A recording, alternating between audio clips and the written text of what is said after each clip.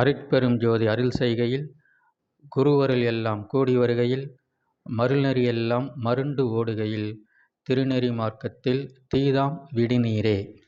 அதாவது அருட்பெரும் ஜோதி அருள் செய்கையில் நம்ம சுத்த சன்மார்க்கத்தில் கடவுள் என்பவர் அருட்பெரும் ஜோதி.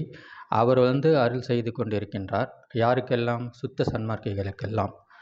அப்படி அருள் செய்யும்போது அந்த சுத்த சன்மார்க்கத்தை நடத்தக்கூடிய குருவருள் எல்லாம் கூடி வருகையில், குருவருள் என்பது இங்கே நம்ம வள்ளல் பெருமானை நாம் எடுத்துக்கொள்ளலாம். வள்ளல் பெருமானுடைய அருள் இங்கே சுத்த சன்மார்க்கத்தில் நமக்கெல்லாம் கூடி வருகிறது. அப்படி வரும்போது மருள்நெறி எல்லாம் மருண்டு ஓடும்.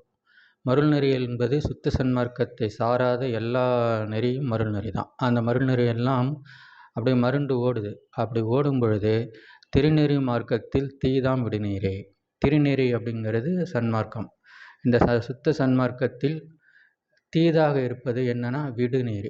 அந்த நீர் தான் அதாவது தீதாக இருக்கின்றது. அந்த தீதை நாம் விட வேண்டும்.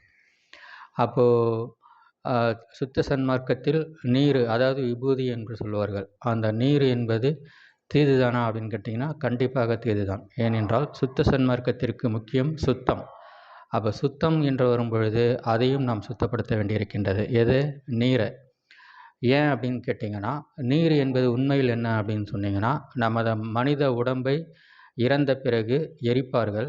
அந்த எரித்த உடம்பிலிருந்து வரக்கூடிய சாம்பல் தான் நீர். இதுதான் உண்மையான திருநீர் என்று சொல்கிறார்கள். அப்படிப்பட்ட அந்த நீர் நமக்கு சுத்த சன்மார்க்கத்தில் ஒரு தீதாக இருக்கின்றது, அசுத்தமாக இருக்கின்றது. ஏனெனில் சுத்த சன்மார்க்கம் என்பது மரணமில்லா பெருவாழ்வை குறிக்கோளாக உடையது. அப்படி இருக்கும் பொழுது இந்த சுத்த சன்மார்க்கத்திற்கு நாம் மரணமே அடையக்கூடாது.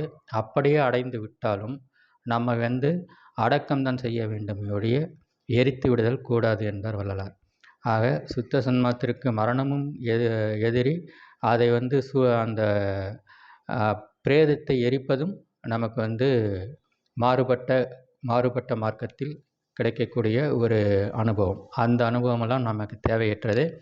உடம்பை எரிக்கக்கூடாது. அந்த உடம்பின் எரித்ததினால் வந்த திருநீர், அதாவது நீர் நமக்கு கூடவே கூடாது என்பது இங்கே கருத்தாக சொல்லப்படுகின்றது. எனவே சுத்த சன்மார்க்கத்திற்கு நீர் என்பது ஆகாது. அது அசுத்தம், அசுத்தம், அசுத்தம்.